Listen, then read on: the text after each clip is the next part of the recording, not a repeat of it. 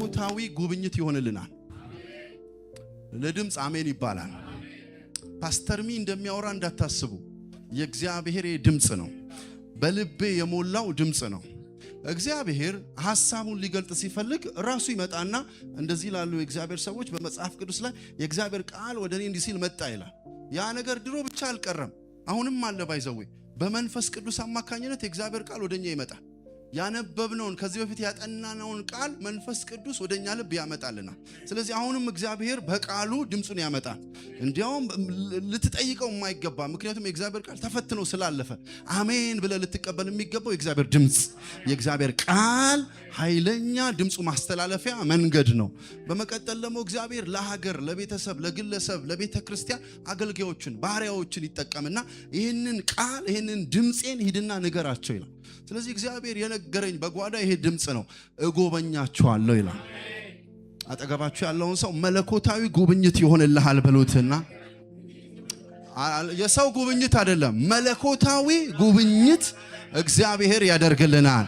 ይህ ሲዝን በኢየሱስ ስም የእግዚአብሔርን ጉብኝት የምናይበት ሲዝን ይሆንልናል። እግዚአብሔር ይጎበኛል። እግዚአብሔር ይመጣል። እግዚአብሔር ደጃችንን ያንኳኳል። እግዚአብሔር እኛ ቤት ይመጣል። እግዚአብሔር በእኛ ህይወት ላይ ይመጣል። የሆነ ኮቴ ይሰማኛል። የሰው ያልሆነ ኮቴ፣ ከሰማይ የሆነ ኮቴ ይሰማኛል። እግዚአብሔር ወደ አንቺ ይመጣል። እግዚአብሔር ወደ አንተ ይመጣል። እንደዚህ ነው የሚሆነው። ሰው ያለውን አቅም ያክል ነው የሚሰጠው። ያለውን አቅም ያክል ነው የሚሰራው። አሁን ሰው አይደለም ወደኛ የሚመጣው፣ እግዚአብሔር ወደኛ ይመጣል። ዘፍጥረት ምዕራፍ 50 ቁጥር 24 ላይ ዮሴፍ አንድ ትንቢት ተነበየ። ዮሴፍም ወንድሞቹን አለ እኔ ሞታለሁ አለ አይደል? ሰው ስለሆነ እግዚአብሔርም መጎብኘትን ይጎበኛቸዋል፣ ከዚህች ምድር ያወጣቸዋል። ማዳባዲያካል ለአብርሃምና ለይስሐቅ ለያዕቆብም ወደ ማለላቸው ምድር ያደርሳቸዋል። አሜን። ይሄ እኮ የሚገርም ነገር ነው። ያወጣቸዋል፣ ያደርሳቸዋል። ማውጣቱን እሱ፣ ማድረሱን እሱ። ከናንተ ያልሆነ ሙሉ ስፖንሰሩን ከጌታ የሆነ ከማትፈልጉት ነገር የሚያወጣ መለኮታዊ እጅ ይሆንላችኋል። በየስ አንድ ነገር ነው ያለው ዮሴፍ። አይገርም? ፕሮፌቲክ አይኑ ተከፈተና ከዚህ ምድር ያወጣችኋል፣ መጎብኘትን ይጎበኛችኋል፣ ከዛውስ ያደርሳችኋል። ምን ያለውን ለአብርሃም፣ ለይስሐቅ፣ ለያዕቆብ የማለላቸው ስፍራ ያደርሳቸዋል። የሆነ ሰው ይደርሳል። የሆነ ሰው መንገድ ላይ አይቆምም። የሆነ ሰው የሆነ ነገር ውጦት አያስቀረው። አረ አሜን በሉና ያላችሁበት ቦታ አስፈሪ እንኳን ቢሆን ኃይለኛ እንኳን ቢሆን ረጃጅም ሰዎችን ብዙ የቤተሰባችሁን አካላት ይዞ ለረጅም ዓመታት ያስቀመጠ እንኳን ቢሆን ከእግዚአብሔር ጉብኝት የተነሳ መውጣት ይሆነላችሁ። እኔ አይኔ ተከፍቶ አያቸዋለሁ። ለእናንተ ካልሆነ ስፍራ ስትወጡ አያቸዋለሁ። እግዚአብሔር የትንቢቱን ቃል ሊፈጽም ለእናንተ ካልሆነ ስፍራ እግዚአብሔር ያወጣቸዋል። እስኪ ከኔ ጋር በሉ ያወጣኛል፣ ያደርሰኛል፣ ያወጣኛል፣ ያደርሰኛል። እግዚአብሔር ምስክሬ ነው። ከማትፈልጊው ማጥ ውስጥ እግዚአብሔር ያወጣሻል፣ ያደርሰሻል። በየ ማውጣት ይችላል ጌታ አሜን በይና ዘጻት ማድረግ ይችላል ጌታ አሜን በልና ከማትፈልገው ቦታ ስትወጣ አያለው። ላንተ ካልሆነ ስፍራ ስትወጣ አያለው። እንዴት እንደሆነ አላቅም። የከበደ እጅ እንኳን ቢሆን ቀጥቶት ያወጣሃል። አንተ አለቅ እንኳን ቢል በኢየሱስ ስም ቀጥቶት ያወጣሃል። ምድር ላይ ያላችሁት እያላቸው ነው ዮሴፍ በሌላ አማርኛ። እግዚአብሔር በእኔ ላይ በገለጠው ጥበብ ነው፣ ራእይ ነው፣ አሰራር ነው። እኔ ግን እሞታለሁ። እኔ በሞትም እንኳን አለ የማይተው አይደል? ስለ ዮሴፍ ብሎ እኮ ነው ፈርዖን ሁሉንም የተቀበለ። ዮሴፍን የማያውቅ ንጉሥ ተነሳ ነው የሚለው በኋላ ላይ ዘጸአት። ከዛ በኋላ ነው ህዝቡን ማሰቃየት የጀመረው። እሱ እንኳን ቢኖር አለ ጌታ። ሰው አይደለም የጠራችሁ፣ ሰው አይደለም ወደዚህ መንግስት ያመጣችሁ። በየሆነ ሰው ላይ እንትን የተደገፋችሁ ሰዎች፣ እነዛ ሰዎች አመለጠኝ የምትሉ ሰዎች አይዟችሁ፣ የማይጥል ጌታ አለ። አይዟችሁ፣ የማይረሳ ጌታ አለ። ሊረዳቸው ቢወድ እንኳን ወንድሞቹን ዮሴፍ ሊረዳቸው አይችልም። ሞቷል። እኔ እሞታለሁ አለ። ምን ማለት ነው? ኢንአክቲቭ ሆናለሁ። ማድረግ የማልችልበት ሲዝን ላይ ደርሳለሁ። ግን አንድ ነገር አለ፣ እግዚአብሔር ይጎበኛችሁ። እግዚአብሔር ይጎበኛችሁ። ሻዳ ካታላ ባራዲያ የትንቢት ቀን ስለሆነ የሆነ እጅ ያወጣሃል በሉትና ነገር ከጉብኝት ሁሉ በላይ እንትና በመጣ ከምትል እግዚአብሔር ይምጣል። ጉዳዬ እንትና ጋር በደረሰ ከምትል ጌታ እጅ ላይ እግዚአብሔር ተናግሮኛል። በእውነት ለተጨቆኑ ተፈርዳለሁ ብሎኛል። እንባ አይኖቻቸው ላይ ለበዛ እፈርዳለሁ ብሎኛል። ስቃይና መከራ ለበዛባቸው እፈርዳለሁ ብሎኛል። ይሁን እሱ ገብቶ ባንተ ህይወት ሲወጣ እንደዛው አይወጣ። አልገባህም? ቢወድ ወዳጆች በማትፈልገው ነገር ጋር ተኝተ ሲያዩ ቢወዱና መርዳት ቢፈልጉ እንኳን አቅም ከሌላቸው ሊረዱ አይችሉም። ምን ብለው ነው የሚያልፉ? ማድረግ ነበር ብለው ነው የሚያልፉ። አንድ ግን አለ። በበሽታ አልጋ ላይ ተኝተ ዝም ብሎ የማይወጣ ጌታ አለ። ቃሬዛው ነካ የሚል ቃል አንበባችሁ ተነሳ። አላዛርን ጠራው፣ ተነሳ። ብቻ ይምጣ እንጂ ከነ ነገር አትቀጥልም፣ ከነ ጉዳይ አትቀጥልም። እግዚአብሔር ሲዝኑ ደርሷል ይላችኋል። የትኛው ሲዝን ካላችሁ እናንተ ቤት የምመጣበት ሲዝን ደርሷል ይላችኋል። let me tell you ይሄንን እውነት ብዙ ሰዎች ደስ የሚለን ብንሄድ የተሟላለት ቤት አይደል? አገር እንኳን ምረጥ ስትባል ሶማሌን አትመርጥም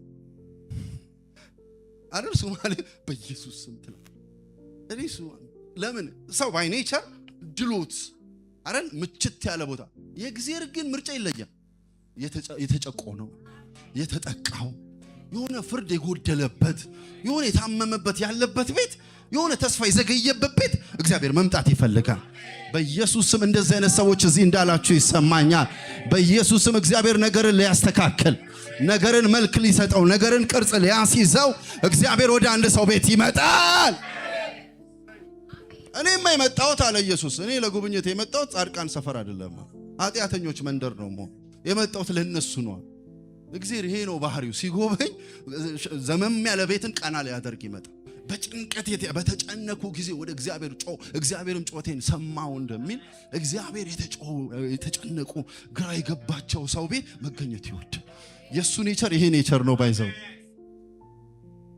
ምክንያቱም ብዙ ቦታ ሞልቷል ተብሎ የሚታሰብበት አገር ላይ እንኳን አሁን እግዚአብሔር አያስፈልገንም እያሉ ነው። ግን ጊዜ ይመጣል እግዚአብሔር የት አለ የሚሉበት ጊዜ ይመጣል። ግን አሉ በጭንቀት የተያዙ ሰዎች ጌታ ሆይ አትፈርድም እንዴ የሚሉ፣ አትወርድም እንዴ የሚሉ ይወርድላችኋል። ምንድነው ወይ ፍረድ? ይሄ ባይዘው ትክክለኛ አባባል ነው። ዘጸአት ምዕራፍ 3 ቁጥር 8 የእግዚአብሔር ቃል እግዚአብሔር እንደዚህ አለ፣ ወረድኳል። ምን አልኩኝ? ምን ማለት መሰለ? ወረድኩ ማለት ስራ ጀመርኩ ማለት። ቁጥር 7 አንድ ወደ ኋላ ብቻ እግዚአብሔርም አለ በግብጽ ያለውን የሕዝቤን መከራ በእውነት አየው። ዛሬ ታይተሃል በሉትና ንገሩት አጠጋ። ካስገባሪዎቻቸውም የተነሳ ጩኸታቸውን ሰማው፣ ስቃያቸውንም አውቄያለሁ። ይሄንን ሲዝን ጌታ አሳልፎናል። አሁን አውቀዋል የምታልፍበትን ነገር በሉትና ንገሩት አጠጋ። አይተዋል በሉት። ከሱ ዘንድ የተሰወረ ነገር የለም። አይቶ ከዛው እግዚአብሔር አውቆ ከዛው እግዚአብሔር ሰምቶ ዝም የሚል አምላክ አይደለም። ለአንድ ሰው ቁጥር 8 ደረሰ። ዛሬ ዝም ብላችሁ አሜን አሜን በትሉ ደስ ይለኝ። ቁጥር 8 ላይ ደርሻለሁ አሁን በሉትና ንገሩት። አሜን። ያለቀስኩበት አለፈ። አሜን። የጮኩበት አለፈ። የተጨነኩበት አለፈ። አሁን ቁጥር 8 ነው የመጣው በሉት። ከግብፃውያን እጅ አድናቸው ዘንድ ከዚያችም ሀገር ወተትና ማር ወደምታፈሰው አገር ወደ ሰፊቱ ወደ መልካሚቱ ሀገር ወደ ከናናውያን ወደ ኬጣውያን ወደ አሞራውያን ወደ ፌርዛውያን ወደ ያውያን ወደ ያቡሳውያን ስፍራ አወጣቸው ዘንድ ወረድኩ። ሰማይ ዛሬ ለአንድ ሰው ሲንጎዳጎድ ይታየኛል። አባታ ካታላ ቫራዲያ ካታ የአንድ ሰውን ፍጻሜ ሊያስተካክል የአንድ ሰውን ነገ ሞልድ ሊያደርግ ሰማይ በጌታ በኢየሱስ ስም ወደ እናንተ ኬስ ሲወርድ አያለው። አንዳንድ ሰው ለኔ ብሎ አሁን ጌታ ይመጣል። እነንትና እንኳን እኮ የኔን ስልክ እያነሱ አይደለም። አምላክ እንደነሱ አይደለም። የዛሬ 2000 ዓመት በፊት አሜን ክብሩን ትቶ አምላክነቱን ትቶ ዙፋንን ትቶ አሜን የኛን መልክ ይዞ የባሪያን መልክ ይዞ ወርዶልሃል። ዛሬም ላለብህ ለየትኛውም ኬዝ ለየትኛውም ጉዳይ ሰማይ ላንተ ከመስራት ወደ ኋላ አይልም። አሁንም በሰማይ አይን ቁጥጥር ስር ነን። ምን አለፋችሁ ብቻ መለኮታዊ ጉብኝት ይሆናል። ሲንኳኳ ሰማለው በጌታ በኢየሱስ። ለምን እንደሚጎበኛችሁ ልንገርና ልጨርስ። ለምንድን ነው አሁን እግዚአብሔር የጉብኝት ጊዜ ይሆናል ያለን? በሶስት ምክንያት ነው። አንደኛ የገባውን የተስፋ ቃል ሊፈጽም እግዚአብሔር ጊዜው ስለደረሰ ነው። በህይወታችን የተነገረው የትንቢት ቃል 20 ዓመት ያስቆጠረ 15 ዓመት ያስቆጠረ 25 ዓመት ያስቆጠረ 30 ዓመት ያስቆጠረው የትንቢት ቃል ሊፈጽም እግዚአብሔር ይወርዳል፣ ይጎበኛል። አሜን። እስኪ መጽሐፍ ቅዱስ ለትምህርታችን እንደተጻፈ ስንቶቻችሁ ታምናላችሁ? ዘፍጥረት 18 ላይ ለአብርሃም የተነገረው ኪዳን ሊፈጽም እግዚአብሔር አብርሃም ቤት ተገኘ። 3 እንግዶች ወደ አብርሃም ቤት መጡ። ምንም ሊያደርጉ አይደለም፣ አንድ ነገር ሊነግሩት ነው። ዘፍጥረት 12 ላይ ከዛሬ 25 ዓመት በፊት ከዛሬ 24 ዓመት በፊት እግዚአብሔር ያወራህን አሁን የሚፈጽምበት ጊዜ ደርሷል። ጉብኝት የምናደርገው ዛሬ አንተ ቤት ጊዜው ስለደረሰ ነው። ሌላ የሚወርስ ሰው አይኖርም። እግዚአብሔር የገባውን ኪዳን ይፈጽማል፣ የገባውን ቃል ይፈጽማል። አይ ዶንት ኖ ስንት ዓመት እንደጠበቃችሁት፣ እግዚአብሔር ግን ኪዳኑን ይፈጽማል። መጣና እንደዚህ አላቸው፣ እንደዚህ አሉት፣ የዛሬ ዓመት በዚህ ጊዜ ይህንን ቃል ሰምተህ እንደማታቅስማው የዛሬ ዓመት በዚህ ሰዓት የተነገረላችሁ በሙሉ ይፈጸምላችሁ በጌታ። እንዴት እንደሆነ አላውቅም፣ እግዚአብሔር ግን ፈጽሞ ያሳያቸዋል። መለኮታዊ ጉብኝት የሚሆነው የተነገረው የእግዚአብሔር ቃል ሊፈጽም እግዚአብሔር ይጎበኛል። የዘገየ ይመሰላችሁ፣ እግዚአብሔር የረሳ ይመሰላችሁ፣ እግዚአብሔር ያንን ነገር በቃ አጥፎ ያስቀመጠው ይመሰላችሁ፣ በሌሎች ነገር ቢዚ የሆነ ይመሰላችሁ፣ እግዚአብሔር ሊፈጽም ይጎበኛል። አጠገባችሁ ያለውን ሰው ይፈጸማል የተነገረን በሉትና፣ አረ በደንብ በሉት፣ የተነገረን ይፈጸማል በሉትን። አሁን ጊዜው ደርሷል በሉት። እግዚአብሔር በጊዜው ነው የሚሰራው በሉት። እግዚአብሔር በሰዓቱ ነው የሚሰራው በሉት። ቻባታ ጉብኝት የነገረኝን ሊፈጽምልኝ። አይገርምም? ለምን እሰጥሃለሁ ካለ ዝም ብሎ አይሰጥም። ግን አስቀድሞ ጉብኝት አደረገ። የዛሬ ዓመት የተናገረው ነገር ከአእምሮ በላይ ስለሆነ ሳራ ውስጥ ነበረች፣ ሳቀች። ሃው ኩዲት ቢኛ እድሜያችን ጊዜያችን አልፏል። ሳራ ለምን ሳቅሻላት? ኧረ አልሳኩም። አይስቀሻል። ዛሬ በየሆነ ሙድ ውስጥ ልትሆኑ ትችላላችሁ። ጌታ ግን ሙድ አልፎ ይሰራል። እሱ ግን አልፎ ይሰራል። ምክንያቱም እግዚአብሔር ከኛ በላይ እሱ ታማኝ ስለሆነ፣ ለቃሉ ታማኝ ስለሆነ የትንቢት ደብተር ያለው ሰው አለ። ትንቢት የሚጽፍ ያለው ሰው እያንዳንዱን ጌታ ፈጽሞ ታየዋል።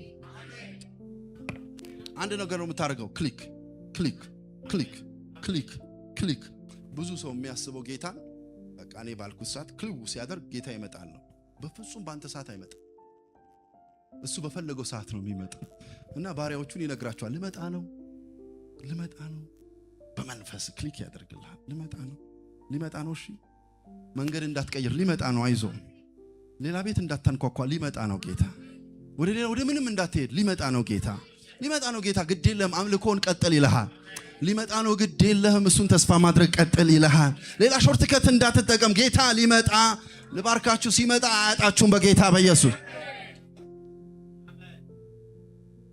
አብርሃም ምን አይነት መንገድ እንዳሰበ አይታወቅም። ግን ተው፣ በዚህ ዓመት ውስጥ ምንም እንዳታደርግ። የዛሬ ዓመት በዚህ ሰዓት እናንተ ቤት የሚወለድ ልጅ አለ። ትላንት አጋርጋ ገብተህ ዝም ብያለሁ። አሁን ግን አስቀድሜ እነግርሃለሁ፣ አትጣደፍ። ካም ዳውን። የዛሬ ዓመት ወይኔ ትንቢት ቃል ያላችሁ ካላችሁ መስሎኝ ነበር እኮ። በእውነት አንገታችሁን አትደፉም በጌታ በኢየሱስ። ለአብርሃም የዛሬ ዓመት አለው። መስበክ እችላለሁ። ለአንዳንዶቻችሁ እዚህ ጉባኤ ውስጥ ያላችሁ ሜቢ ነገ ሊሆን ይችላል፣ ሜቢ የዛሬ 3 ወር ሊሆን ይችላል፣ ሜቢ የዛሬ ሳምንት ሊሆን ይችላል። አይ ዶንት ኖ መች እንደሆነ፣ እግዚአብሔር ግን ጊዜው ደርሷል። ስለዚህ እናንተ ቤት እመጣለሁ፣ እገኛለሁ። አንደኛ ጉብኝቱ ጊዜው ስለደረሰ የገባውን የተስፋ ቃል ሊፈጽም ይመጣል። ይመጣል። ይሄ ሁሉ ምንም የሚመለከት ይመስለኛል። ስንቶቻችሁ የተስፋ ቃል አላችሁ? ስንቶቻችሁ ትንቢት አላችሁ? የእግዚአብሔር ቃል የጸና የትንቢት ቃል ነው። ትንቢትን እየተቃወምክ የትም አትደርስም።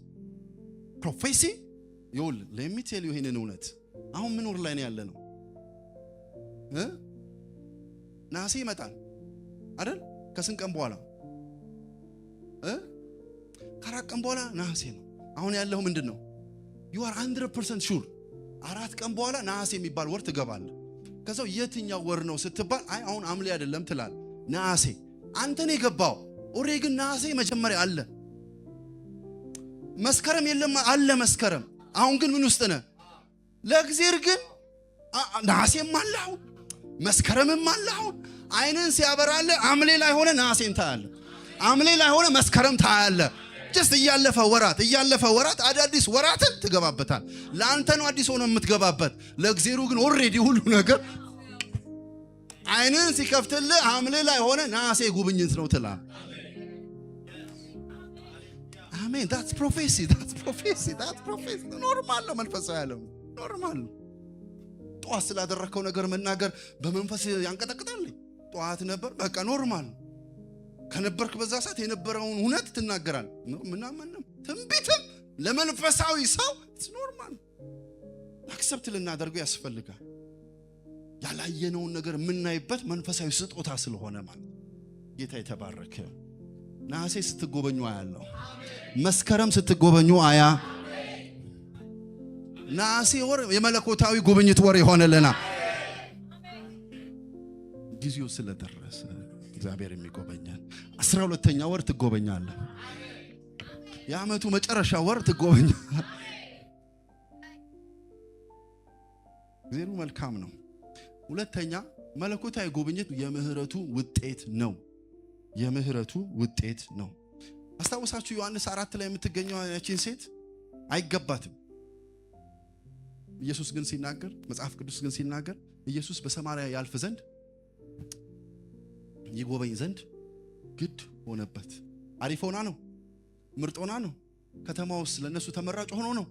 ሌላው በሙሉ የማይፈልገው ከተማ ነው የሱ ዘሮች። እሱ ግን ያልፍ ዘንድ ግድ ሆነበት። ምንድነው ብለህ ስታምራራ ምንም አይደለም፣ የምህረቱ ውጤት ነው። አሁን በኔ ቤት ይመጣል ጌታ፣ አሁን በኔ ህይወት ይመጣል ጌታ። እኔ አሁን ያለሁበት እኮ የህይወት ስታተስ እሱ ሊመጣ አይገባውም፣ አይመጥነውም። ግን የምህረቱ ውጤት በአንተ ቤት እንዲያልፍ ያደርገዋል።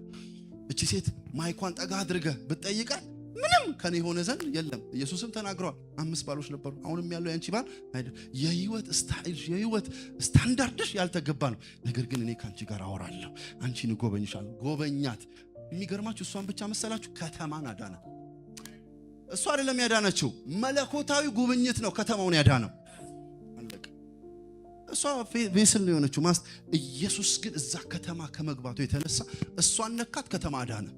ምህረት የማይገባ የሚመስለው ከተማን ጌታ አዳነ። ኢትዮጵያን ኢየሱስ ያድናል። because of his mercy ሰሜንን ጌታ ያድናል።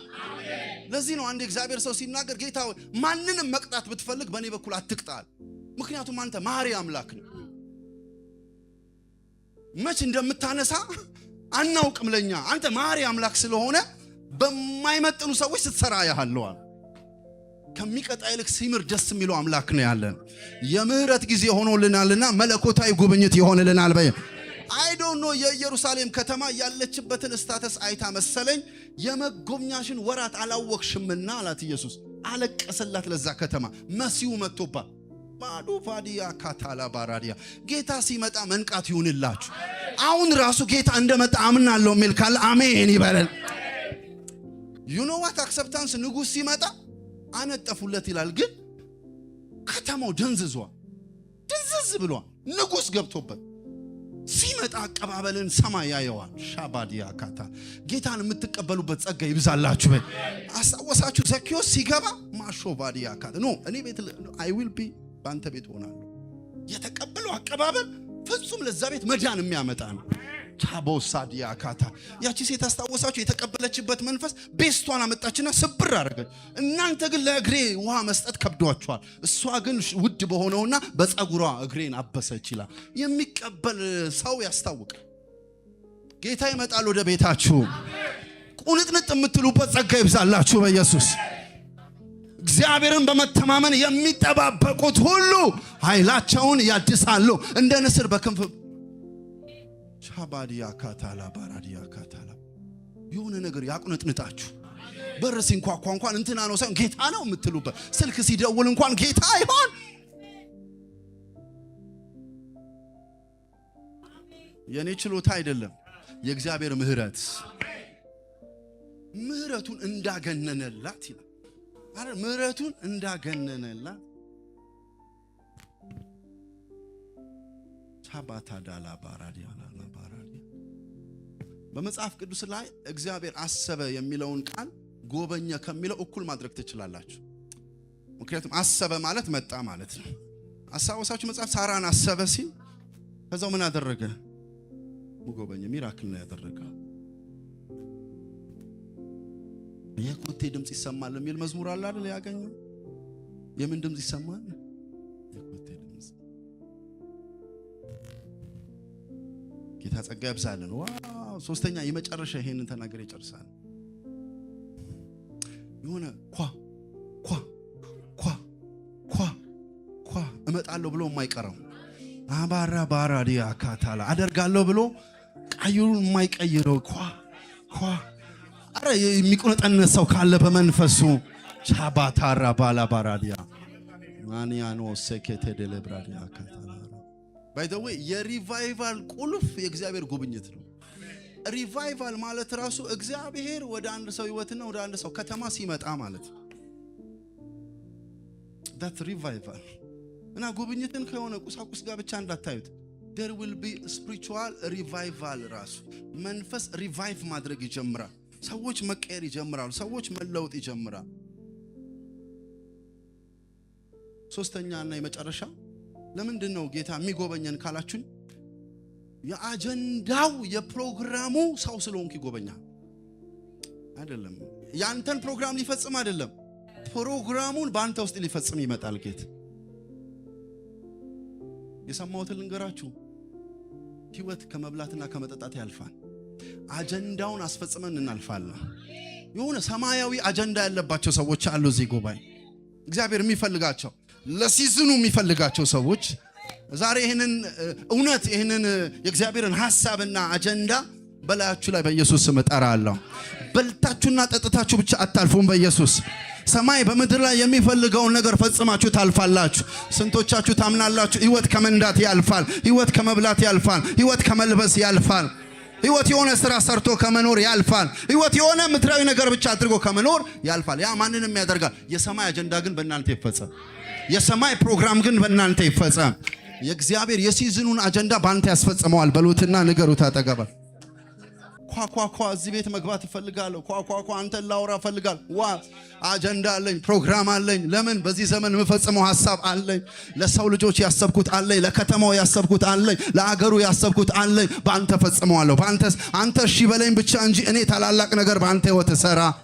እግዚአብሔር የሚጠራችሁ ሰዎች አላችሁ። እግዚአብሔር የሚለያችሁ ሰዎች አላችሁ። ሌሊት በራእይ ወደ እናንተ ህይወት ይመጣል። በእልም ወደ እናንተ ህይወት ይመጣል። እግዚአብሔር ኦዲየብል የሆነ ቮይስ ያሰማችኋል። እግዚአብሔር በባሪያዎቹ ይናገራችኋል። አሁን እንኳን እግዚአብሔር እየተናገራችሁ ነው። ለትልቅ አጀንዳ ፈልጋችኋለሁ፣ ለትልቅ ስራ ፈልጋችኋለሁ። አሁን ካላችሁበት ህይወት አውጥቼ ለትልቅ ስራ ልጠቀምባችሁ እፈልግ። ይጎበኛል ጌታ። ሰበር ይገባል በህይወት። ያላሰብከውን ጥሪ ይጠራሃል ጌታ። ያላሰብከውን መጎናጸፊያ ላይ ይጥልብሃል። እስከ ዛሬ የራስን ቢዝነስ ሰራ ነበር፣ አሁን ግን መጎናጸፊያ ይወርቅብሃል። አሁን ግን ጥማድን አርደ ለኔ የምትኖርበት ዘመን ይሆንል። ይጎበኛል ጌታ። ከኦርዲነሪ ፐርሰን ሊያወጣን እግዚአብሔር ይጎበኛል። ናቹራሊ ከመኖር ጌታ ይመጣል፣ ይጎበኘናል። የዛሬ ዓመት ሊል ብቻ አይደለም ጌታ፣ ለአጀንዳው ሊለይ ሸክሙን ሊያሸክም ቻባካታራ ባራዲያ ካታላባር የሆነ ምጥ የያዘው ሰው ካለ፣ ወደ እግዚአብሔር ፕሮግራም እገባለሁ የሚል ሰው ካለ፣ ወደ እግዚአብሔር አጀንዳ እገባለሁ የሚል ሰው ካለ አይዞ አትፍራ። ከጠራ ጸጋው ከሱ ይሆናል፣ አቅሙ ከሱ ይሆናል። በእጆቻችሁ ላይ ሙታን የሚነሱ ሰዎች አሉ። እውሮች የምታበሩ ሰዎች አላችሁ። እግዚአብሔር ታላላቅ ድንቅና ተአምራት የሚያደርግባችሁ ሰዎች አላችሁ። ከከበባችሁ በላይ ናችሁ። አሁን ከሚያልፍባችሁ ነገር በላይ ናችሁ። ጃባታላ ባራዲያ ካታ የሕዝቤ ጠባቂ የሚሆኑ መጋቢዎችን አስነሳለሁ ይለኛል ጌታ። አላችሁ ወይ ጉባኤ? አሜን በሉና ውሰ